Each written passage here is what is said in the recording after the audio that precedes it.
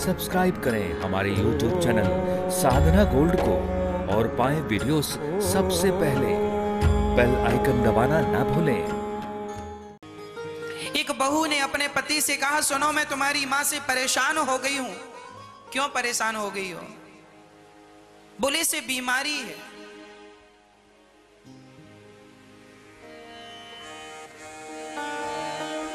इसे बीमारी है, इसके शरीर से दुर्गंध निकलती है। यदि ये रहेगी तो मैं नहीं रहूंगी। बेटे ने गाड़ी पे बिठाया और हरिद्वार में कुंभ चल रहा था। हरिद्वार के कुंभ में ले जाकर मां को छोड़ दिया। बहुत पुरानी बात है, पिछले कुंभ की। मां से बेटे ने कहा, मां यहां घूमो, हम आ रहे हैं। बेटा लौटा नहीं। मां रोने लगी, है गंगा मैया मैं तेरी शरण में आई हूं। अच्छा, मां को लग रहा था मेरा बेटा गुम हो गया।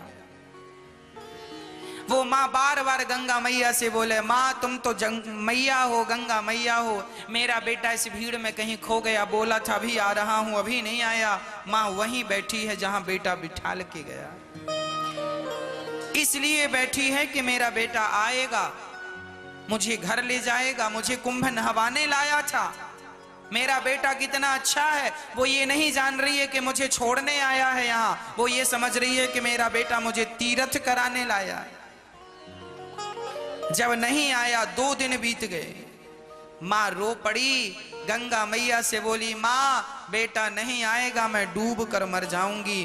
तब गंगा मैया ने छोटी सी बच्ची का रूप बनाया और मां गंगा स्वयं आकर बोली, मां तेरा बेटा घर चला गया है, तुझे छोड़ने आया था। मां बोली, मैं कैसे मान लूं? तू मानो तो जाओ, जाकर देख लो।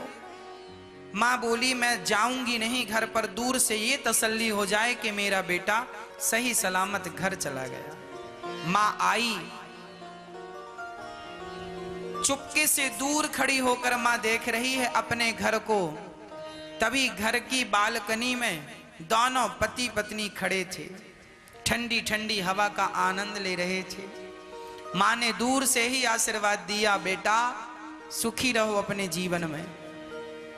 हम अभी गंगा के तट पर थे तो मन में उदासी थी कि मेरे बेटे को कोई संकट तो नहीं आया।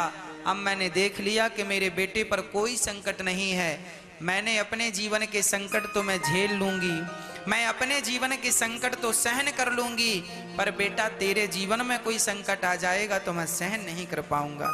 ऐसी होती है माँ जो अपने सारे संकट उठाकर अपने आप को संकट में डालकर भी बच्चों को संकट से निकालती है। और वही बच्चे जब बड़े होते हैं तो बुढ़ापे में अपनी माँ को संकट में डाल देते हैं।